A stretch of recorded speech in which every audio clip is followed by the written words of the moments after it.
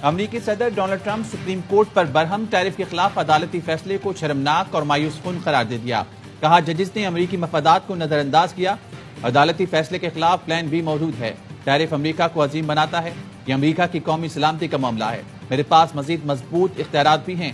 فیصلے پر وہ ملک بہت خوش ہیں جو برسوں سے امریکہ کو لوٹ رہے ہیں. امریکی سپریم کورٹ نے ٹرمپ ٹیرف کو کالعدم قرار دیا تھا. فیصلے میں کہا غیر ملکی تجارتی شراکت داروں پر ٹیرف غیر قانونی ہے. ٹرمپ نے اختیارات سے تجاوز کیا. معاشی ماہرین کے مطابق عدالتی فیصلے ٹرمپ انتظامیہ کے لیے بڑا دھچکا ہے. تجارتی معاہدوں پر اثر پڑنے کا امکان ہے. امریکی صدر ٹرمپ کا ایران پر محدود فوجی حملے پر غور. ایران پر محدود فوجی حملہ تہران پر دباؤ ڈالنے کے لیے پہلا قدم ہوگا. امریکی میڈیا کے مطابق محدود فوجی حملے کا مقصد جوہری معاہدے پر مطالبات منوانا ہے. وال اسٹریٹ جرنل نے لکھا ایران نے جوہری افسودگی ختم نہ کی تو امریکہ ایرانی تنصیبات کے خلاف وسیع مہم شروع کرے گا. امریکی حملوں میں تہران کی حکومت کا تختہ الٹنا بھی شامل ہو سکتا ہے. وزیر اعظم شہباز شریف کی امریکی وزیر خارجہ سے ملاقات. امریکی صدر وزیر خارجہ کو بورڈ آف پیس کے افتتاح پر اجلاس کے کامیاب انعقاد پر مبارکباد دی. غزہ امن منصوبے کے نفاذ کے لیے بورڈ آف پیس کے ساتھ مل کر کام کرنے کے لیے تیار ہیں. صدر ٹرمپ کی قیادت میں شراکت داری کی رفتار اور مثبت سمت پر اطمینان کا اظہار. تجارت، اقتصادی سرگرمیوں کے فروغ، دہشت گردی کے خلاف تعاون مزید مستحکم کرنے پر اتفاق. وزیر اعظم نے پاکستان اور امریکہ کے درمیان اعلیٰ سطح روابط کے تسلسل کی اہمیت پر زور دیا. آئی ایم ایف کا وفد 25 فروری سے 11 مارچ تک پاکستان کا دورہ کرے گا. ذرائع کے مطابق پاکستان اور آئی ایم ایف میں تیسرے جائزے کے لیے مذاکرات ہوں گے. مذاکرات کی کامیابی پر پاکستان کو $1.2 ارب کی چوتھی قسط مل سکے گی. پاکستان اور آئی ایم ایف کے درمیان مذاکرات کا آغاز ٹیکنیکل ڈیٹا شیئرنگ سے ہوگا. آئی ایم ایف کا وفد پہلے کراچی کا دورہ کرے گا. پہلے مرحلے میں آئی ایم ایف کا وفد اسٹیٹ بینک میں بریفنگ دے گا. آئی ایم ایف ٹیکنیکل وفد جولائی تا دسمبر پہلی شش ماہی کی معاشی کارکردگی کا جائزہ لے گا. پاکستان موسمیاتی تبدیلیوں کے لیے SRF پروگرام پر بھی مذاکرات کرے گا. 8 ٹیمیں نان اسٹاپ ایکشن اور کانٹے کے مقابلے. G20 ورلڈ کپ کا سپر 8 مرحلہ آج پاک نیوزی لینڈ میچ سے شروع ہوگا. G20 ورلڈ کپ کے ہیڈ ٹو ہیڈ مقابلوں میں پاکستان کو نیوزی لینڈ پر برتری حاصل. کولمبو میں بارش کی وجہ سے پریکٹس سیشن منسوخ. میچ بھی متاثر ہونے کا خدشہ. ہیڈ کوچ مائک ہیسن کہتے ہیں نیوزی لینڈ سے اچھے مقابلے کی توقع ہے. پریما داس اسٹیڈیم میں اسپنر کا کردار اہم ہوگا. عثمان طارق ایسا بالر ہے جو اٹیک اور ڈیفنس دونوں میں کام آتا ہے. نیوزی لینڈ کے بلے باز مارک چیپمین نے کہا عثمان طارق سمیت پاکستان کے تمام اسپنرز خطرناک ہیں. پاکستان کے خلاف کافی کرکٹ کھیلی ہے. ان کی اسٹرینتھ کا اندازہ ہے. سلمان آغا مجھ پر غصہ نہیں تھے، نافے کے آؤٹ ہونے پر بوتل پھینکی. مائک ہیسن نے پچھلے میچ کی وائرل ویڈیو کی حقیقت بتا دی. کہا پچھلے میچ میں 12 اوور کے بعد بابر کو بھیجنے کا وقت نہیں تھا. بابر اعظم کو معلوم ہے کہ اس کو کہاں کھیلنا ہے. بابر کا پاور پلے میں اسٹرائک ریٹ 100 سے کم ہے. بابر کے پاس مخصوص مہارت ہے. ایشیا کپ کے بعد ہم بابر کو مخصوص رول کے لیے واپس لائے. نیوزی لینڈ کے خلاف کیا حکمت عملی کارگر ہوگی؟ ہمارے پاس تجربہ زیادہ ہے. پاکستان کا پلڑا بھاری ہے. سابق کرکٹر باسط علی کا ہر لمحہ پرجوش میں اظہار خیال. کہا نافی کی جگہ فخر زمان کھیلے گا. نمبر 4 پر بابر کو رکھنا مینجمنٹ کی بے وقوفی ہے. میزبان شعیب ملک نے کہا فخر زمان کا نیوزی لینڈ کے خلاف ریکارڈ زبردست ہے. مینجمنٹ اور کپتان ایک پیچ پر نہیں. کامران اکمل نے کہا ہر چیز کا الزام ہیڈ کوچ یا مینجمنٹ پر نہیں لگانا چاہیے. بابر اعظم کو احساس ہونا چاہیے کہ میں ٹیم میں نیا نہیں بلکہ تجربے کار ہوں. بانی پی ٹی آئی کو 25 فروری کو انجیکشن لگنا ہے. پی ٹی آئی والے آنا چاہیں تو ضرور آئیں. وفاقی وزیر طارق فضل چودھری کہتے ہیں پی ٹی آئی والے فیصلہ کر لیں 25 فروری کو کس نے اسپتال آنا ہے. ڈاکٹر فیصل سلطان آنکھوں کے امراض کے ماہر نہیں. بانی کے علاج اور دیگر ضروریات کی ذمہ داری حکومت پر ہے. ہماری پہلی ترجیح ہے انہیں بہترین علاج کی سہولتیں مہیا کریں. اس وقت کسی بھی سطح پر کوئی ڈیل یا ڈیل زیر بحث نہیں.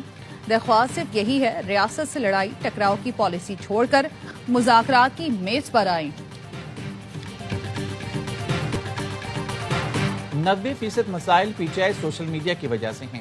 ایسا تاثر دیا کہ حکومت اڈیالہ کے باہر آفر لے کر کھڑی ہے. وزیر اعظم کے مشیر رانا ثناء اللہ کہتے ہیں بانی کے علاج کا معاملہ انہوں نے خراب کیا. 3 دن تک معائنہ نہیں ہونے دیا گیا. پہلے بیرسٹر گوہر کا نام دیا پھر خود واپس لے لیا. محسن نقوی ان کو کافی رعایت دینا چاہتے تھے لیکن ان کا رویہ درست نہیں. نواز شریف کو جو بھی ریلیف ملا عدالتوں سے ملا. بانی پی ٹی آئی کو بھی ریلیف عدالتوں سے ہی ملے گا. وزیر اعظم اور اپوزیشن لیڈر کا ملنا آئینی ضرورت ہے. ملاقاتوں کو سیاسی مقاصد، اداروں کے خلاف بیانیاں اور جھٹی پروپیگنڈے کے لیے استعمال نہ کریں تو مسئلہ ہوتا ہی نہیں۔ اپوزیشن لیڈر سمیت پی ٹی آئی کی سینئر قیادت نے بانی پی ٹی آئی رہائی فورس کی تجویز مسترد کر دی۔ ذرائع کا کہنا ہے رہائی فورس کی تجویز مسترد کرنے کا باضابطہ اعلان پی ٹی آئی کی سیاسی کمیٹی کرے گی۔ سینئر رہنماؤں نے سہیل آفریدی سے رابطہ کر کے رہائی فورس کے قیام کو غیر آئینی قرار دیا۔ رہائی فورس کے قیام کا اعلان وزیر اعلیٰ خیبر پختونخوا نے کیا تھا۔ صاحبزادہ حامد رضا کو جیل میں 111 دن سے زائد ہو چکے ہیں۔ جیل میں آج ملاقات کا دن ہے۔ کیا اتحادیوں میں سے کوئی رہنما ملاقات کرے گا؟ اہل خانہ کا حامد رضا کے ایکس اکاؤنٹ پر سوال۔ وزیر دفاع خواجہ آصف سمیت نون لیگ اور پیپلز پارٹی رہنماؤں نے پی ٹی آئی کو آڑے ہاتھوں لے لیا۔ خواجہ آصف نے لکھا، پی ٹی آئی سیاسی جماعت نہیں، کلٹ ہے۔ سیاسی سوچ اور سیاسی رفاقت کا کوئی تصور نہیں۔ بانی پی ٹی آئی کے سوا ہر لیڈر کو گالیاں پڑ چکی اور پڑتی رہیں گی۔ ان سب میں قدر مشترک ہے کہ چاہتے ہیں بانی اندر رہے، ان کی دکانیں کھلی رہیں۔ ناصر حسین شاہ نے لکھا، ہماری ہمدردی آپ کے ساتھ ہے۔ آپ ان سے توقع کر رہے ہیں جو پارٹی نہیں فین کلب ہے۔ کلب کو ایک شخص کے سوا کچھ نظر نہیں آتا۔ بیرسٹر عقیل ملک، ہنا پرویز بٹ اور ساحر کامران نے بھی پی ٹی آئی قیادت کو تنقید کا نشانہ بنایا۔ پیپلز پارٹی نے گورنر سندھ کی تبدیلی کا مطالبہ کر دیا۔ سینئر وزیر شرجیل میمن کہتے ہیں گورنر ہاؤس میں نفرت انگیز باتیں ہوئی ہیں، تعصب پر مبنی باتوں کی شدید مذمت کرتے ہیں۔ گورنر ہاؤس میں چند لوگوں نے اداروں پر بھی تنقید کی۔ گورنر ہاؤس آئینی ادارہ ہے، اس چیز کے لیے نہیں کہ وہاں تعصب کی گفتگو کریں۔ گورنر ہاؤس میں صوبے اور وفاق کے خلاف تقریب ہوئی۔ سندھ ایک تھا، ایک ہے، ایک رہے گا۔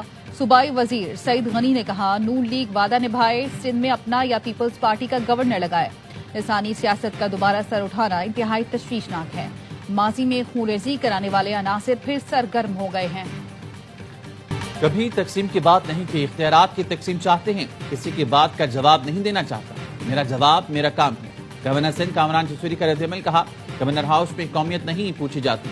صوبے میں کسی قومیت کے ساتھ ظلم ہوگا تو میں اور یہ ہاؤس آواز اٹھائے گا۔ بجلی پانی گیس نہ ملے، پولیس کام نہ کرے تو عوام کیا کریں؟ آئی ٹی ہے، 5 لاکھ لوگوں کے لیے افطار ڈنر ہے، 2.5 لاکھ لوگ صحیح کہتے ہیں۔ روز کسی نہ کسی شخص کو ایک گھر کا مالک بنانا ہے۔ ہم صرف زبانی یا سیاسی جواب نہیں دیتے بلکہ کام سے جواب دیتے ہیں۔ ایم کیو ایم میں خالد مقبول اور پی ایس پی گروپنگ سامنے آ گئی۔ ایم کیو ایم رکن سندھ اسمبلی اپنی پارٹی کے ارکان کی شکایت سندھ اسمبلی لے آئے۔ رانا شوکت نے ایم این اے اقبال محسود کو پی ایس پی گروپ قرار دیا۔ کہا اقبال محسود نے جان سے مارنے کی دھمکیاں دی، مسلح افراد کے ساتھ دروازے توڑ کر دفتر میں گھس آئے۔ رانا شوکت نے اسمبلی میں موجود ایم پی اے شارق جمال کی جانب بھی اشارہ کیا۔ کہا ایف آئی آر نہ کٹی تو ایوان سے استعفیٰ دے دوں گا۔ M Q M M P A engineer Usman اپنے رکن کی بات پر غصے میں آ گئے۔ اپوزیشن لیڈر علی خورشیدی معاملے پر کچھ بولنے کے بجائے معمول کی کارروائی چلانے پر اصرار کرتے رہے۔ حکومتی ارکان نے سخت نوٹس لیا۔ وزیر داخلہ سندھ نے کہا رکن اسمبلی کو سیکیورٹی بھیج رہا ہوں، دھمکیاں دینے والا رکن اسمبلی معطل کیا جائے۔ شرجیل میمن نے کہا معزز رکن کی حمایت ہمارا فرض ہے۔ اسپیکر نے عثمان انجینئر کو معافی مانگنے تک معطل کر کے پولیس بلا لی۔ فریقین میں صلح کے بعد پولیس واپس چلی گئی۔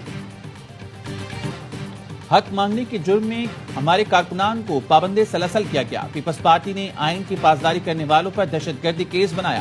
امیر جماعت اسلامی کراچی منم ظفر خان کہتے ہیں کراچی کے حق کی بات کرنے والے پر لاٹھی چارج پیپلز پارٹی کی فسطائیت ہے۔ شہری پانی، بجلی اور ٹوٹی سڑکوں کے خلاف احتجاج کر رہے تھے۔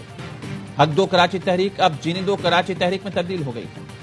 کراچی کے علاقے گلشن اقبال میں مبینہ پولیس مقابلے کے بعد 2 اسٹریٹ کرمنل گرفتار۔ پولیس کے مطابق اہلکاروں نے 13 ڈی سے مکہ چوک تک ملزمان کا تعاقب کیا۔ ملزمان سے اسلحہ، موبائل فون اور دیگر سامان برآمد ہوا۔ مکہ چوک کے قریب شہریوں نے ڈاکوؤں پر تشدد بھی کیا۔ گزشتہ روز سفورہ چورنگی کے قریب ڈکیتوں کی فائرنگ سے نوجوان کا قتل۔ وزیر داخلہ سندھ ضیاء لنجار نے واقعے کا نوٹس لے لیا۔ ایس ایس پی ایسٹ سے رپورٹ طلب۔ کراچی بلوچ کالونی میں جائیداد کے تنازع پر بھائیوں میں جھگڑے کے دوران گولیاں چل گئیں۔ ایک بھائی قتل، دوسرا زخمی۔ ریسکیو حکام کے مطابق جاں بحق شخص کی لاش اور زخمی کو اسپتال منتقل کر دیا گیا۔ پرانا گلی مار میں بچوں کی لڑائی میں بڑے بھی کود پڑے۔ فائرنگ سے ایک شخص جاں بحق، 2 زخمی۔ کے پی حکومت نے صوبے میں غیر قانونی سونے کی کان کنی پر پابندی عائد کر دی۔ سوابی، سوات، نوشیرہ، کوہاٹ، کرک میں سونے کی غیر قانونی کان کنی پر دفعہ 144 نافذ۔ محکمہ داخلہ کی اعلامی کے مطابق دریائے سندھ، دریا کابل کے کناروں پر مائننگ پر 60 روز کے لیے پابندی ہوگی۔ ضلع انتظامیہ اور پولیس کو فوری عمل درآمد کی ہدایت۔ غیر قانونی کان کنی میں ملوث عناصر کا سامان ضبط کیا جائے گا۔ کراچی میں رمضان شروع ہوتے ہی بھکاریوں کی یلغار، گداگروں نے شہر کو 30 دن کے لیے اپنا مسکن بنا لیا۔ ہوٹلوں، شاپنگ سینٹر، بس اڈوں، مسجدوں میں بڑی تعداد میں ہر آنے جانے والے سے بھیک مانگتے ہیں۔ تفریحی مقامات پر بھکاری گروہ سرگرم، شہریوں کا سکون متاثر، انتظامیہ خاموش۔ شہریوں نے مطالبہ کیا ہے کہ پیشہ ور گداگری کے خلاف کارروائی کی جائے۔